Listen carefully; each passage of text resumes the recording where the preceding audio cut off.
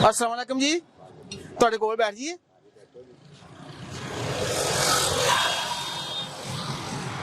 की ना जी अपना? है रशीद रशीद अहमद। ते माशाल्लाह कितनी उम्र जे? उम्र 60 ਦੇ ਲਾਗੇ ਚੱਲ ਰਹੀ। अच्छा, बच्चे किन्ने हैं? ਇੱਕ ਬੱਚਾ ਜੀ। एक बच्चा। ते कितना अरसा हो गया ਤੁਹਾਨੂੰ ਕੰਮ ਕਰਦੇ? ਤਕਰੀਬਨ 40 ਸਾਲ ਹੋ ਗਏ। 40 ਸਾਲ ਹੋ ਗਏ। 40 ਸਾਲ ਤੋਂ ਇੱਥੇ ਜ਼ਮੀਨ ਤੇ ਬਹਿ ਕੇ ਕੰਮ ਕਰਦੇ ਹੋ ਜਾਂ ਹੋਰ ਕੋਈ ਕੰਮ ਕਰਦੇ ਸੀ? ਜਿਹੜਾ ਆਪਾਂ ਉਹ ਹੀ ਕਰ ਰਹੇ ਹਾਂ ਮਸਲ ਇਸ ਤੋਂ ਇਲਾਵਾ ਹੋਰ ਕਿਹੜਾ ਕਿਹੜਾ ਕੰਮ ਕਰਦੇ ਰਹੇ ਹੋ? ਔਰ ਮਿਹਨਤ ਵੀ ਕੀਤੀ ਆ। अच्छा, ਤੇ ਰੋਜ਼ ਦੇ ਕਿੰਨੇ ਕੁ ਪੈਸੇ ਕਮਾ ਲੈਂਦੇ ਹੋ? ਇਹ ਵੀ 2-400 ਰੁਪਇਆ। 2-400 ਰੁਪਏ। ਤੇ 2-400 ਰੁਪਏ ਨਾਲ ਕਿੱਦਾਂ ਗੁਜ਼ਾਰਾ ਹੁੰਦਾ? ਆਵਾਜ਼ ਨਹੀਂ ਆਉਂਦੀ ਮੈਨੂੰ।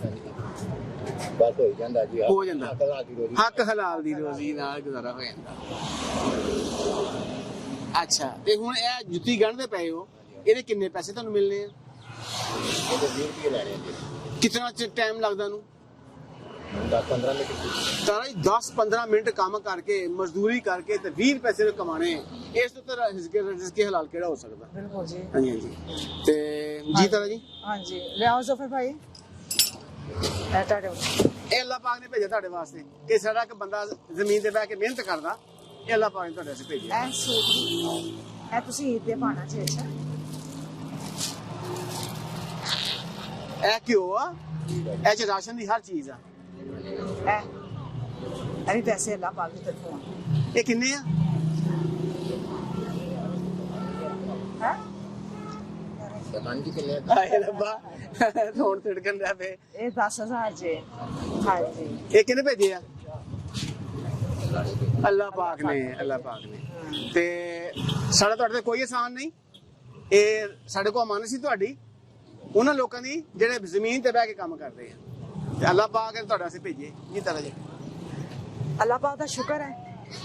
ਤੁਸੀਂ ਆਪਣਾ ਸਵੇਰ ਨਮਾਜ਼ ਪੜ੍ਹਦੇ ਜੇ ਅੱਲਾਹ ਪਾਕ। ਹਾਂਜੀ, ਨਮਾਜ਼ ਪੜ੍ਹ ਕੇ ਅੱਲਾਹ ਪਾਕ ਦੀ ਮਦਦ ਲੈ ਕੇ ਅੱਲਾਹ ਪਾਕ ਦਾ ਸ਼ੁਕਰ ਅਦਾ ਕਰਕੇ ਫਿਰ ਤੁਸੀਂ ਨਿਕਲੋਗੇ ਨਾ ਬਾਹਰ, ਤੇ ਫਿਰ ਅੱਲਾਹ ਪਾਕ ਦੀ ਬਰਕਤ ਸਾਰਾ ਦਿਨ ਤੁਹਾਡੇ ਨਾਲ ਰਹੇਗੀ।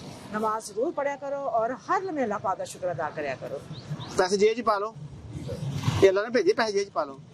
ਹਾਂ, बहुत शुक्रिया। कहीं मुस्कुराहट आई, पहले समझा कोई टैक्स वाले आए हैं। पहले की समझा कोई टैक्स वाले आ गए हैं?